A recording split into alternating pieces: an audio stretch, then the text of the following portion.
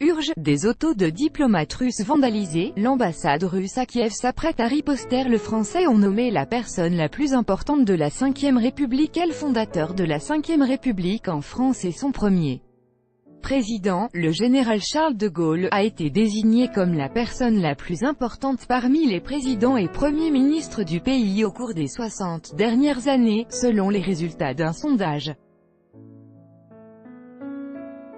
Selon un sondage de BVA et de Sciences Po publié par le magazine l'Obs, le général de Gaulle est considéré comme « la personne la plus importante de la Ve République » par 74% des personnes interrogées.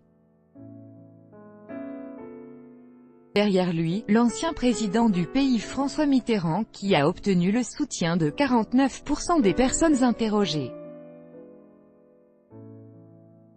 Jacques Chirac, président de mai 1995 à mai 2007, complète le podium avec 32% des voix. Le légendaire général français et homme d'État Charles de Gaulle est devenu pendant la Seconde Guerre mondiale l'incarnation du mouvement de résistance français à l'occupation. En août 1944, il a assumé la présidence du Conseil des ministres de la France et a été élu en janvier 1959 président du pays, marquant le début de la Ve République. Au printemps de 1969, il a démissionné suite à un référendum perdu.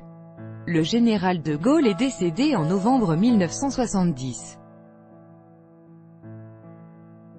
L'actuel chef de l'État, Emmanuel Macron, partage la 7e place avec Michel Rocard qui a été Premier ministre du pays entre 1988 et 1991.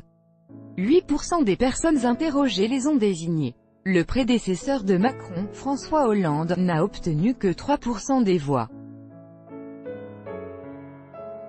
Il partage la 14e place avec l'ex-premier ministre Pierre Mauroy, qui a occupé ce poste de 1981 à 1984, et avec l'ancienne première ministre, et encore à l'heure actuelle unique femme à avoir été à la tête d'un gouvernement français, Édith Cresson, 1991 à 1992.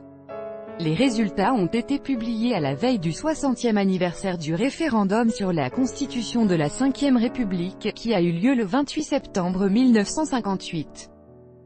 1040 Françaises âgées de plus de 18 ans ont participé à ce sondage qui s'est déroulé du 29 au 30 août.